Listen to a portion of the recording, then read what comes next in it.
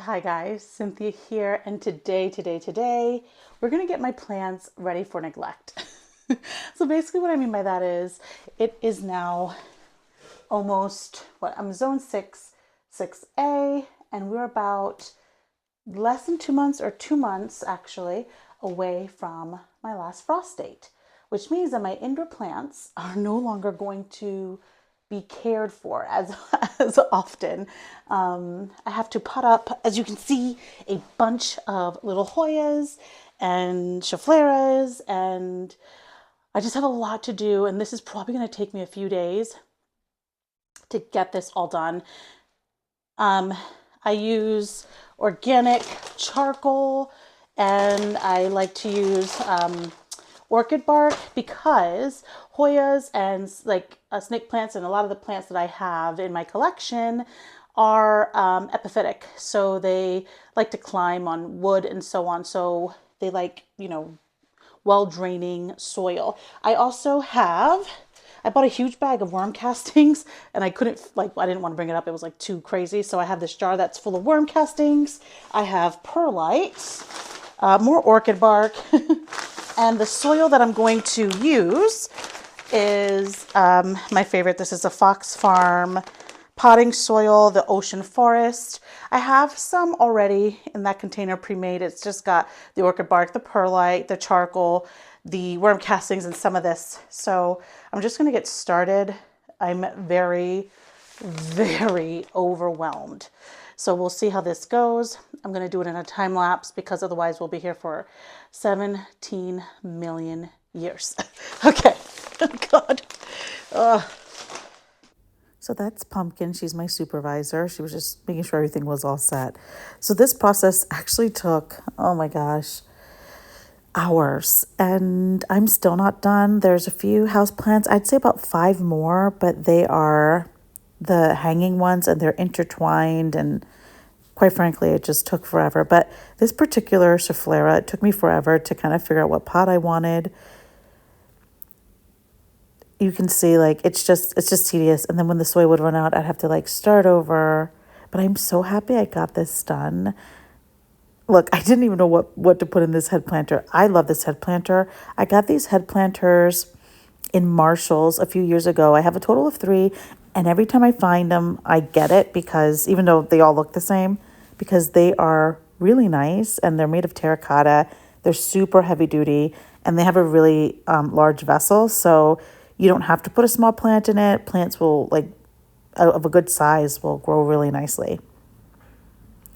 So it was a lot of moving stuff around. What am I going to put in what? And the vining plants were kind of annoying because I had to, you know, untangle them, put them in, and then I like to just swirl them around and try to get the aerial roots into the soil so that it becomes a little bit stronger of a plant.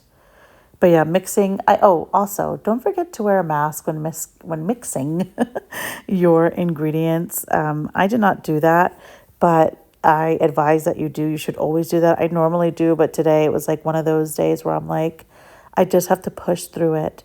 I worked on this from, I think I started, I think it was 10 a.m. and it got dark after watering every single plant, and then I had to clean the saucers and find the right plants, and it really was. But oh, look at the state of my kitchen. These were all the plants that I had to water, and of course, you got to vacuum. I always make a giant mess. I used to do this job on the kitchen table, but it was just not large enough. But all I did was clean and clean and clean, and now we're watering, and hours, because I do very deep soaks. So it's not like they get a little pass through. It's every plant gets several waterings. And yes, you see there's a tiny bit of dirty dishes on the side there. I did not have the energy after potting everything up to clean the dishes before I watered. I needed to get this task done. But I also cleaned off all of the leaves for all of the plants, and I looked over everything to just make sure that there were no nasty pests in any of the plants. You can see I'm cleaning saucers. I had to go down to the basement, pick up some saucers because there's a lot more planters now. It was a job. Do you guys have house plants? if you do, what's your favorite houseplant? I love the genus Hoya because they bloom and they smell good and they're really pretty. The only bad thing is that they're vining, and so I have some that are just out of control. But yeah, after I did this deep water, I had to, of course, clean everything. You can see the sun is not there anymore. So it was a long day. The next morning, I got up and it was actually nice out, so I decided to cut back my lavender. This was a job. I love doing this, but it's like one of those things where it's like you just want your garden to just be your garden, you know? So there was a lot of leaves left over, and I got to uncover my beautiful statue. I love her so much. You can see I do have rocks in my landscaping, and I know a lot of people are like, oh, no rocks. But yes, we had to do it. So this house was overgrown. It had Rose of Sharon. They had a lot of Lily of the Valley, just a lot of things that I just could not dig up. Anytime I dug anything up, there was another rhizome and it would keep coming up, and we had mulch, and it was a lot of work to keep up with the mulch. And so I wanted something that was kind of timeless and, you know, not, I don't want to say easy to maintain because rocks are not easy, but they're much easier than, mulch and stuff. But anywho, oh, look at that cute little rake that I'm using. I got at Home Goods. I'm going to link it below. I love it. I think it was like less than $10, something like that. I don't know, but I love that little rake. It's really good, especially if you have, rocks around your garden. So the boxwoods are sprinter boxwoods, and I planted them when they were itty bitty. But I also cut back my allium, their serendipity allium, and the lavender in this shot, that they're English lavender. The lavender in the first shot were sweet romance lavender. And now I'm back by my garden, and I am cutting back the lavender here and the alliums here. And I'm going to, finally unveil all the things. The only thing I left the veiling on was my hydrangea and my blueberries because I just don't trust the deer, and I want to make sure that I get the fencing up and that they're not, eating eating them down before I get a chance to enjoy them. I had to tiptoe around here. I noticed a lot of my daffodils are coming up, which I'm so grateful for. Oh, and behind this little tree, my statue fell. I don't know how that happened because it's extremely heavy. But I'm just unveiling all of my trees and cutting everything down.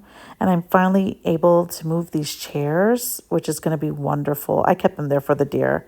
And I decided to cut back or thin out my peppers. And I'll show you what they look like. To show you an update. I have fans going just to make sure that the seedlings don't, I don't know, get nasty. But I want to show you my peppers. They're actually doing really well, and I have some true leaves coming up.